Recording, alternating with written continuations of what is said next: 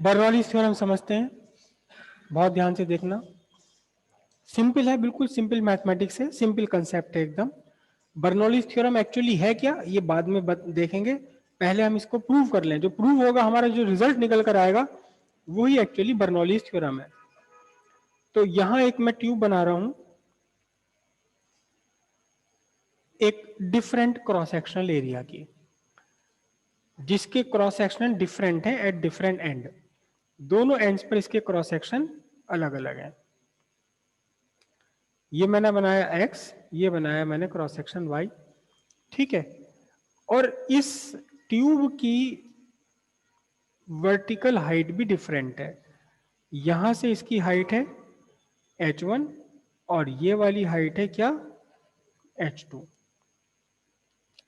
Liquid enter कर रहा है यहां से एट ए स्पीड v1, मैं स्मॉल लेटर बना दूं, एट ए स्पीड v1, और इधर से निकल रहा है liquid at A speed v2। Cross sectional area आपका x सिरे पर क्रॉस सेक्शनल एरिया है a1 और यहां आपका क्रॉस सेक्शनल एरिया है कितना, a2। लिक्विड इसके अंदर स्ट्रीम लाइन फ्लो में है।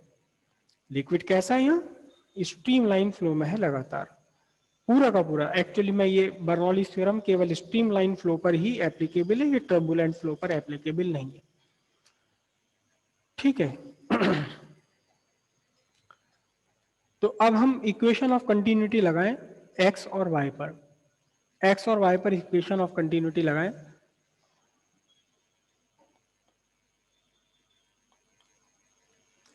Bye equation of continuity at x and y, a1 v1 is equals to a1 v1 equals a2 v2, ठीक है, equals a2 v2 equals constant.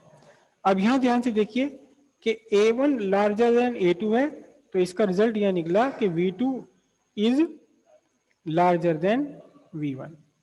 जहां cross sectional area कम है वहां speed ज्यादा होगी इसकी, जहां क्रॉस सेक्शनल एरिया बड़ा है वहां स्पीड कम होगी। और किसी भी क्रॉस सेक्शन पर a1 v1 या वेलोसिटी और एक क्रॉस सेक्शनल एरिया का मल्टीप्लीकेशन कांस्टेंट रहेगा। क्रॉस सेक्शनल एरिया वेलोसिटी का मल्टीप्लीकेशन कांस्टेंट रहेगा, चाहे आप यहां देख लो या यहां देख लो या बीच में कोई क्रॉस सेक्शन लेकर उस पर देख लीजिए, ठीक है। अब इस एक्स एंड पर लिक्विड को अंदर भेजा जा रहा है, कोई तो भेजा होगा, पंप या आप या कोई और। हम कह रहे हैं उसको एजेंट। एजेंट ने समथिंग एजेंट, वो एजेंट पंप भी हो सकता है, वो एजेंट आप भी हो सकते हैं। एजेंट, किसी एजेंट ने लिक्विड को यहां भेजा सिरे एक्स पर इस ट्यूब के अंदर। तो एक सेकंड में कितनी दूर पुश कर दिया उसने, एक सेकंड में कितनी दूर तक चला दिया, v1 तक, है ना। इमेजिन करो कि इसके पीछे अगर ये सीधा सीधा XR पाइप है तो एक सेकंड में कितना आगे बढ़ जाएगा लिक्विड, v1 डिस्टेंस। v1 का स्पीड यही तो होती है, डिस्टेंस कवर्ड इन 1 सेकंड। तो एक सेकंड में कितना आगे बढ़ गया, v1, करेक्ट। अब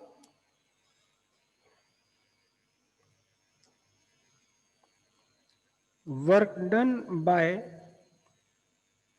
external agent to push liquid into the tube, work is equals to force into distance। Force कितनी लगानी पड़ेगी, pressure into area into distance. यहां लिक्विड का प्रेशर, इस पर, इस एंड पर लिक्विड का प्रेशर है P1, जिस प्रेशर से एंटर करा, और जिस प्रेशर के अगेंस्ट ये बाहर आ रहा है उसका प्रेशर है P2, ठीक है। तो वर्क कितना करना पड़ेगा, pressure P1, area of cross section A1 into distance कितना चला, V1, joule. P1 A1 V1 joule, ये आपका क्या करना पड़ा, वर्क करना पड़ा। अब देखना जरा ध्यान से, इस एंड एक्स पर तो किसी ने पुश करा, लिक्विड को अंदर धकेला किसी ने, पंप ने या आपने या किसी और ने। लेकिन वाई एंड पर लिक्विड अपने आप बाहर आ रहा है, वाई एंड पर बाहर आ रहा है। बाहर आने के लिए क्या होगा, ये आसपास की एयर को धकेल कर बाहर आएगा ना। अगर लिक्विड यहां से बाहर ना आ रहा हो तो यहां तक एयर है, लिक्विड को जब बाहर आना तो अपने आसपास की एयर धकेल के बाहर आएगा ही। मतलब एक्स एंड पर work is done on the liquid, Y end पर work is done by the liquid. X सिरे पर work is done by some external agent on the liquid, Y सिरे पर work is done by the liquid against external pressure P2। X सिरे पर किसी ने work किया लिक्विड पर, बाहर आने के लिए लिक्विड ने वर्क किया एक्सटर्नल प्रेशर के अगेंस्ट। वैभव वत्स आपकी क्लास के हैं क्या? तो W is equal to P1A1V1 joule, P1A1V1 joule. अब देखना जरा ध्यान से, अब देखना जरा ध्यान से, ये हुआ तो work done by liquid against external pressure at end Y. Y end पर कितना वर्क करना पड़ा? वर्क, इसको मैं W1, इसको W2 लिखता हूं, P1 oh sorry P2 A2 into V2 joule. अब net work done on the liquid कितना बना बोलो? Net work done on the liquid, liquid पर कुल मिलाकर कितना वर्क करना पड़ा? ये तो it is the work on liquid, it is the work done by the liquid. तो नेट वर्क डन W कितना हुआ? W1 माइनस W2 कितना हो गया बोलो? P1A1 V1 minus P2 A2 V2 joule. This is the net work done on the liquid. ये liquid के ऊपर होने वाला नेट वर्क डन आ गया। This is the net work done on the liquid. Okay, अब कुछ और देखो जरा ध्यान से। अभी हमने कहा कि यहाँ area of cross section larger है, यहाँ area of cross section small है, तो V1 पर वेलोसिटी कम है और V2 पर एक्स वाई सिरे पर वेलोसिटी ज्यादा है। वेलोसिटी बढ़ गई, वेलोसिटी बढ़ने का मतलब काइनेटिक एनर्जी बढ़ गई। ठीक है, तो मैं शॉर्ट में कर रहा हूं, वैसे तो पूरा डिटेल में आपका ये है ही।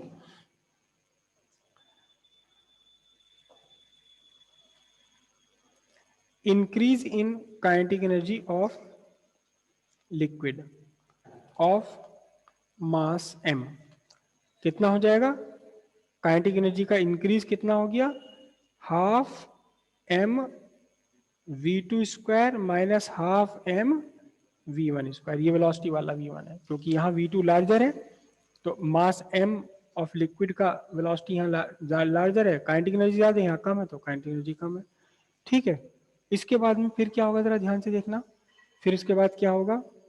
ये हो गई इंक्रीज इन काइनेटिक एनर्जी, ये तो आपके ऊपर हुआ नेट वर्क डन।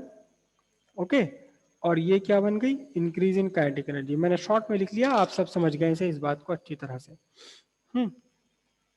उसके बाद क्या हुआ देखना जरा ध्यान से। एक काम और हो रहा है, क्या कि एक्स सिरे से वाई सिरे तक पहुंचने में लिक्विड की वर्टिकल हाइट इंक्रीज हो रही है। यहां कम हाइट पर था H1 पर, यहां ज्यादा हाइट पर H2 पर, तो काइनेटिक पोटेंशियल एनर्जी बढ़ गई। तो फिर increase in gravitational potential energy of liquid of mass m कितना हो जाएगा? Delta U is equal to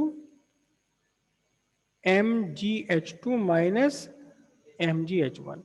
ये क्या बन गई जी? ये आपकी बन गई इंक्रीज इन एनर्जी। अब जरा ध्यान से देखना, दो एनर्जी इंक्रीज हो रही है लिक्विड की, लिक्विड की दो एनर्जी इंक्रीज हो रही है, काइनेटिक एनर्जी इंक्रीज हो रही है और पोटेंशियल एनर्जी इंक्रीज हो रही है। तो ये इंक्रीज क्यों हो गई भाई? कहां से आ गई ये इंक्रीज एनर्जी?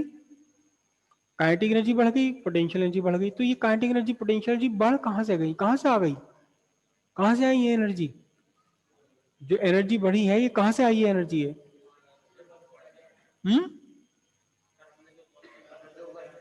जो वर्क किया है लिक्विड पर एक्सटर्नल एजेंट ने।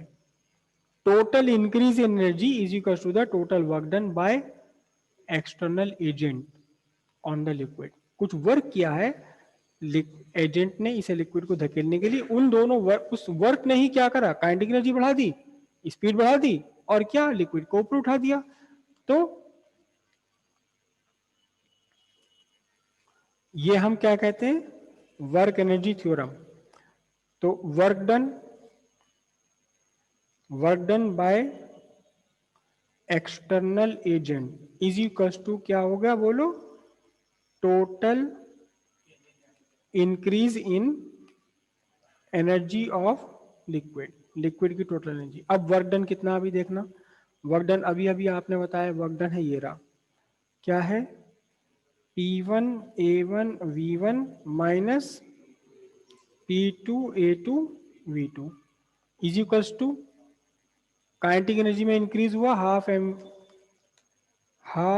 m V2 square minus half m V1 square, ये वेलोसिटी वाला भी है, ठीक है, plus magnetic sorry gravitational potential energy में कितना इंक्रीज हुआ mgh2 माइनस mgh1, कितना mgh2 माइनस mgh1। अब बहुत ध्यान से देखना जरा, मैं वन वन वाली सारी फिगर्स एक साथ ले रहा हूं, वन वन वाली सारी फिगर्स एक साथ ले रहा हूं मैं, तो P1 A1 V1 और ये वाली देखो ध्यान से, plus m half m V1 square और ये वाली plus mgh1 is equal to, इस माइनस वाले को मैंने उठा लिया उधर, P2 A2 V2 है ना, प्लस में ये रह गई half m V2 square plus mgh2।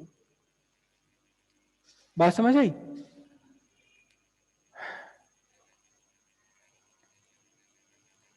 पूरी इक्वेशन को मैं मास से डिवाइड कर दूं, divided by mass of liquid, m से इसे मैं डिवाइड कर दूं, देखना जरा यहां क्या बनेगा P1, अच्छा नहीं एक छोटा सा काम और कर लूं मैं पहले, देखो A1 V1 area of cross section और वॉल्यूम, वो सॉरी वेलोसिटी, दोनों मल्टीप्लाई होकर क्या बनेंगे,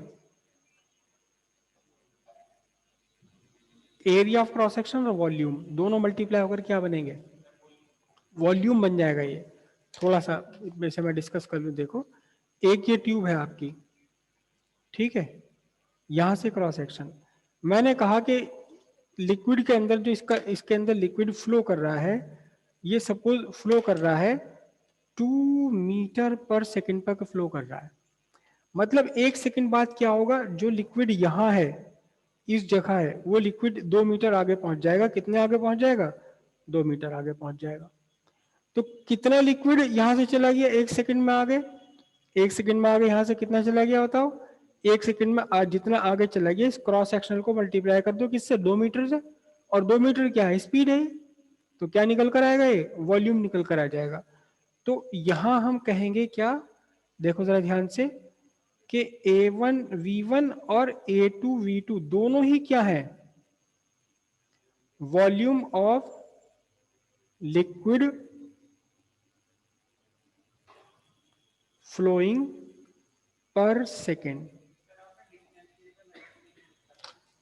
डिस्टेंस की जगह वेलोसिटी क्यों लिख ली है,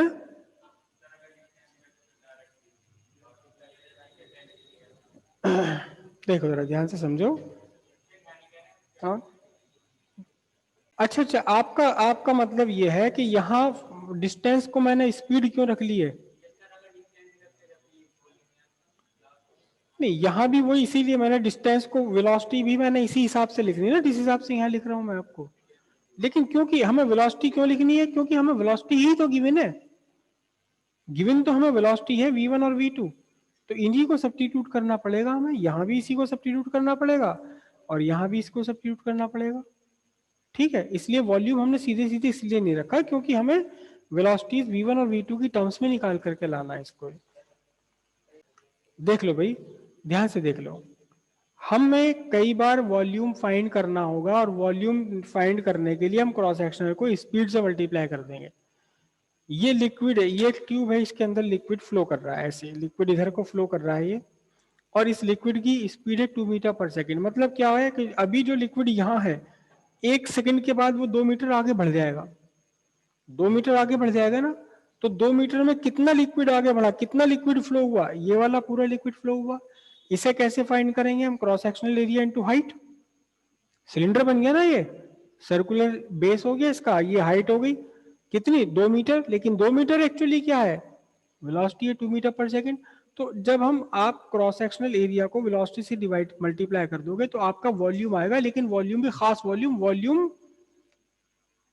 पर सेकेंड वाला वॉल्यूम, 1 सेकेंड में जितना वॉल्यूम फ्लो करिए वो वॉल्यूम आएगा यहाँ पर। बात समझ आई? तो मैंने इसको क्या लिख दिया, इसको लिख दिया मैंने कैपिटल वी। तो अब देखना जरा ध्यान से, P1 A1 V1 को क्या लिखा मैंने, सॉरी इसमें ले लेता हूं मैं, A1 V1 को क्या लिखा, कैपिटल वी। तो ये क्या बना देखो जरा ध्यान से, यहां ध्यान से देखना, P1 V plus half M V1 square plus mgh1 is equals to P2V plus half M V2 square plus mgh2। दोनों ही जगह V आना है, ये बात समझ आ गई? क्योंकि जितना वॉल्यूम एंटर किया 1 सेकंड में उतना ही वॉल्यूम बाहर निकल गया। बहुत ध्यान रखना इस बात का, आगे भी ये चीज यूज होगी। हम वॉल्यूम लिक्विड या गैस का वॉल्यूम लेने के लिए क्रॉस सेक्शनल एरिया को स्पीड से मल्टीप्लाई कर देंगे, लेकिन ध्यान रखना जब इससे हम स्पीड से मल्टीप्लाई करेंगे ना क्रॉस सेक्शनल एरिया और वेलोसिटी, तो ये आपका निकल कर आएगा वॉल्यूम इन 1 सेकेंड, क्योंकि 1 सेकेंड में तो यहां से यहां तक चला गया लिक्विड। ये नॉर्मल वॉल्यूम नहीं आएगा, ये नॉर्मल जो मास अपॉन वॉल्यूम डेंसिटी करते वो नहीं आएगा, ये वॉल्यूम पर सेकंड वाला वॉल्यूम आएगा। तो ये बना आपका 1 सेकंड के लिए। अब मैं इस पूरी की पूरी इक्वेशन को मास से डिवाइड कर दूं, मैं इसे मास से डिवाइड कर दूं तो क्या होगा देखो, divide by mass m of liquid, liquid के मास m से मैं इसे डिवाइड कर दूं तो देखना जरा, P1 V बाय m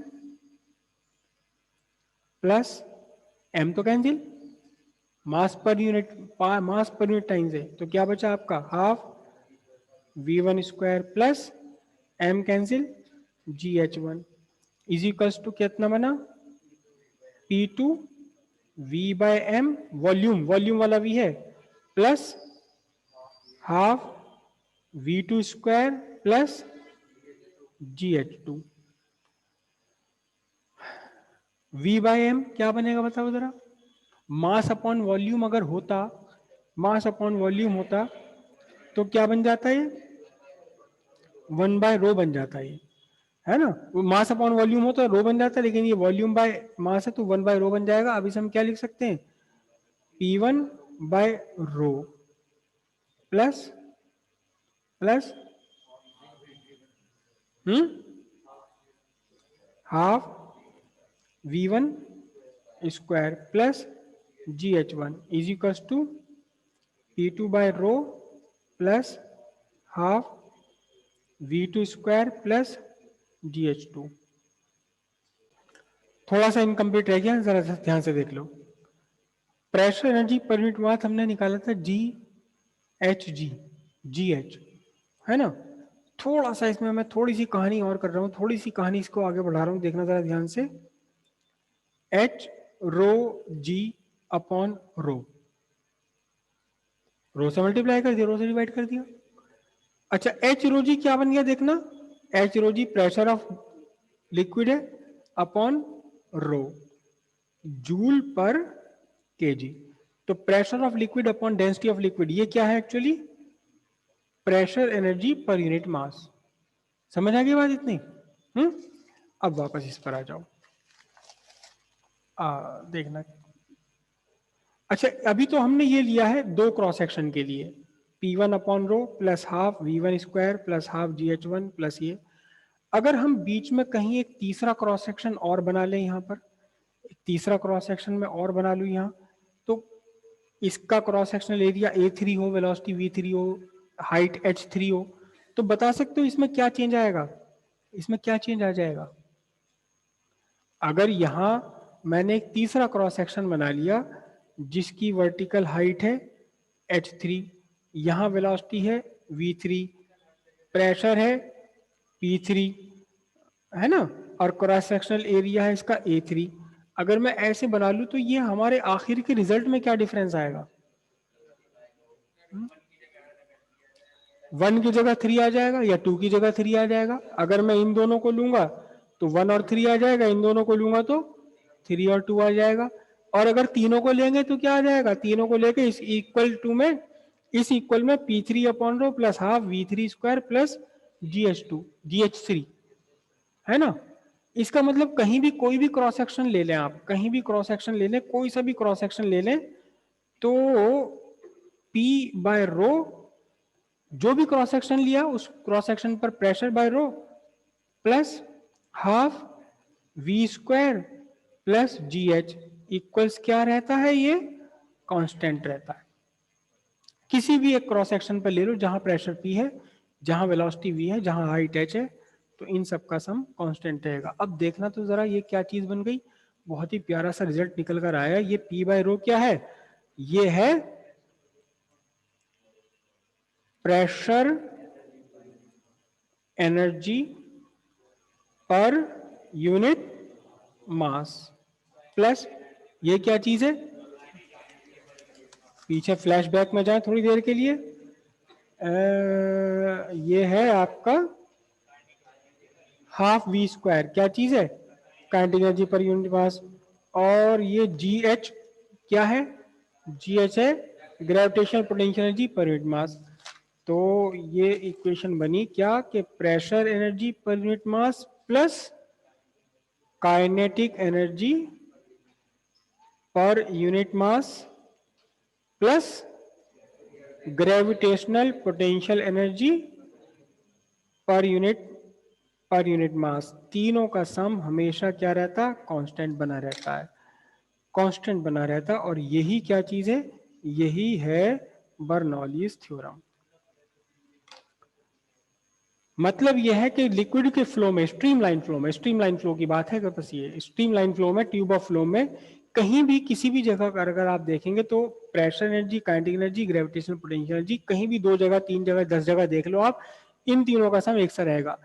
कहीं पर अगर काइनेटिक एनर्जी कम है, जैसे कि यहाँ वेलोसिटी V1 थी, काइनेटिक एनर्जी कम है तो प्रेशर एनर्जी ज्यादा होगी, या हाइट कम है तो पोटेंशियल एनर्जी कम है। यहाँ काइनेटिक एनर्जी बढ़ गई, पोटेंशियल एनर्जी बढ़ गई, तो अपने आप ही क्या प्रेशर एनर्जी घट गई होगी। तीनों का जोड़, तीनों का सम हमेशा लगातार क्या बना रहेगा, तीनों का सम कांस्टेंट ही बना रहेगा। ठीक है, इससे छोटे छोटे से 2 रिजल्ट इससे अभी और निकल सकते हैं, छोटे छोटे से, बस मतलब ये इक्वेशन आपने बना ली बेसिक। इसी इक्वेशन को थोड़ा सा मॉडिफाई कर लेंगे। देखना मैं इक्वेशन फिर से लिख रहा हूं, ये मैं इक्वेशन वो फिर से लिख देता हूं। क्या इक्वेशन है देखना, P by rho plus half V square plus GH equals constant. इसे पूरी इक्वेशन को रो से मल्टीप्लाई कर दे तो ये P हो जाएगा, ये हो जाएगा half rho V square plus रो G, मैंने यहां लिख दूं इक्वल्स कांस्टेंट। मतलब क्या करा, इस सिंपल सी बात है, इस वाली इक्वेशन को मल्टीप्लाई कर दिया रो से, तो अब कुछ और बन गया। जरा देखना क्या है, त्यागी जी वाली बात, त्यागी जी वाली बात कहाँ गई, पहले अच्छा ये वाली बात देख लें हम। हाफ रो वी स्क्वायर क्या है, ये हाफ रो वी स्क्वायर, ये क्या है, ये kinetic energy per unit volume है ना। अच्छा रो जी एच क्या है, ये रो जी एच आ रहा है, तो रो जी एच क्या है, ये रहा रो जी एच। रो जी एच क्या है, ग्रेविटेशनल पोटेंशियल पर यूनिट। अच्छा और यहां से आ जाओ जी, देखना जरा ये क्या है, एच रो जी, एच रो जी का मतलब क्या हो गया, प्रेशर है ना। एच रो जी क्या है, लिक्विड का प्रेशर है, अभी तो त्यागी जी ने कहा था कि प्रेशर के इक्वल आ रही है। तो ये क्या चीज बनी, kinetic energy per unit volume कितना, numerically equal to pressure of liquid. ये क्या बनी देखना, ये भी क्या बना, ये kinetic energy per unit volume बन गया, ये क्या बन गया, pressure energy per unit volume बन गया। और ये क्या बना था देखना, ये gravitational potential energy per unit volume. तीनों की तीनों किस में आ गई, तीनों की तीनों पर यूनिट वॉल्यूम में आ गई। तो अब हम इसे क्या कहेंगे, अब हम इसे कहेंगे pressure energy per unit volume plus kinetic energy per unit volume. ये वर्ड लगाना बहुत जरूरी, वॉल्यूम। और ये क्या होगी, ग्रेविटेशनल पोटेंशियल एनर्जी, ये भी पर यूनिट वॉल्यूम। तीनों का सम क्या रहता है, तीनों का सम कांस्टेंट रहता है। ये भी बर्नौलीज थ्योरम ही है, ये बर्नौलीज थ्योरम का एक रूप हो गया। क्लियर हुई यहां तक बात? प्रेशर एनर्जी पर यूनिट मास भी, प्रेशर यूनिट पर यूनिट मतलब सारी एनर्जीज पर यूनिट मास भी और सारी एनर्जीज पर यूनिट वॉल्यूम भी, इन सब का सम कांस्टेंट बना रहता है। इनमें से कोई एक अगर घटेगी तो बाकी दोनों या दोनों में से कोई एक अपने आप बढ़ जाती है। इसी इक्वेशन में थोड़ा सा चेंज और करते हैं हम। कौन सी? ये P by rho plus half V square है ना, plus G H equal constant. इसी में थोड़ा सा चेंज कर रहे हैं, इसी में थोड़ा सा चेंज कर रहे हैं। इस पूरी इक्वेशन को डिवाइड कर दिया मैंने किससे? जी से। तो ये क्या बना? ये बना आपका P by rho g plus v square by two g, है ना, प्लस एच इक्वल्स कांस्टेंट। ये कुछ नई टर्म आ गई है, ये नई टर्म आ गई, इसे हम बोलते हैं प्रेशर हेड, इसे हम बोलते हैं वेलोसिटी हेड, इसे बोलते हैं ग्रेविटेशनल हेड। तीनों का सम मिलकर क्या रहता है? कांस्टेंट रहता है। ये भी कभी कभार किसी फॉर्म किसी जगह यूज हो सकता है। तो कुल मिलाकर के ये आपकी बर्नौलीज थ्योरम हुई। ठीक है, बर्नौलीज थ्योरम हुई यही। मतलब क्या है? एनर्जी से रिलेटेड है। बेसिकली क्या है? ये एनर्जी से रिलेटेड है कि स्ट्रीमलाइन फ्लो में पर यूनिट मास या पर यूनिट वॉल्यूम तीनों एनर्जीज का सम कांस्टेंट बना रहता है। अगर इसमें से कुछ एक इंक्रीज होगा तो दूसरा अपने आप डिक्रीज हो जाएगा, ये दो डिक्रीज हो जाएंगे, एक इंक्रीज होगा, ये दो इंक्रीज होंगे, एक डिक्रीज होगा, लेकिन तीनों का सम मिलकर के लगातार एक जैसा ही बना रहेगा। ठीक है, तो इसका एक छोटा सा हम कंक्लूजन इसका और निकाल लेते हैं। अभी 4 5 7 मिनट का टाइम हमारे पास है, ताकि इसका फिर एप्लीकेशन समझा जा सके।